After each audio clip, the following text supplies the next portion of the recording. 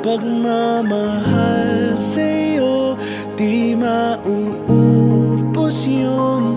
Sabay natin nadadaanan ang lahat, hanggat sa dulo ng ating pagmamahal, hanggat sa kunin tayo ng may kapal.